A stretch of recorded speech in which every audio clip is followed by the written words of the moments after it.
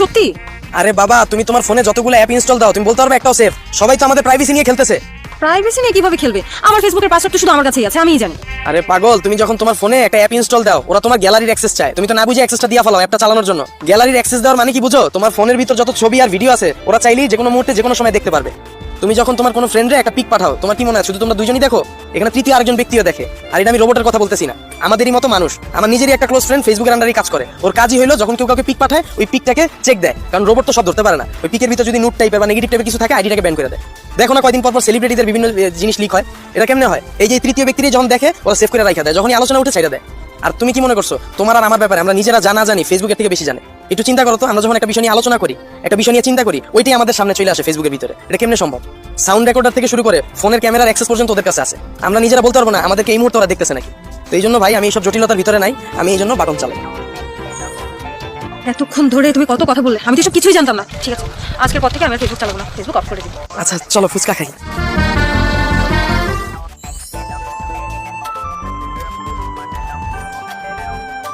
I ভাই, I biker,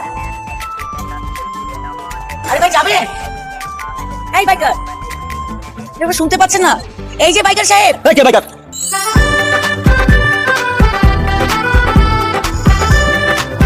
হাদিজা তুমি? শামসু তুমি? মাই গড, কত বছর পরে দেখা।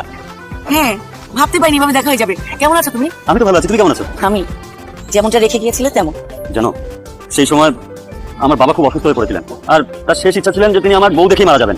পরে আমাকে জোর করে আমার বাবার বন্ধুর মেয়ের সাথে বিয়ে দিয়ে দেয়। আসলে ভাগ্যে না থাকলে কিছুই হয় না। দেখো, আমারও সেই একই অবস্থা। হঠাৎ করে বাবা অসুস্থ হয়ে যাতে বাবা আমার বিয়ে ঠিক করলেন। আমি তোমার কথা বাবা মাকে বলেছিলাম, তারা রাজিও হয়েছিল।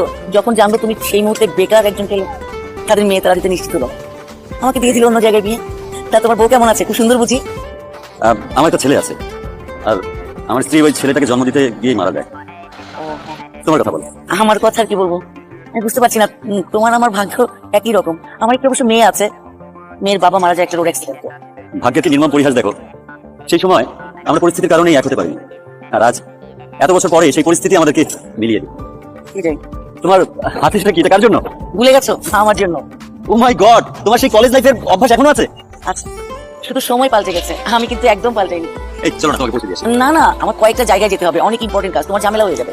আচ্ছা, তোমার নাম্বারটা দাও। ঠিক আছে। 1705। আমি কল দিচ্ছি। হ্যাঁ, লাস্ট 98। আচ্ছা, ব্যাগে আছে বলো। তাহলে আসি আজকে।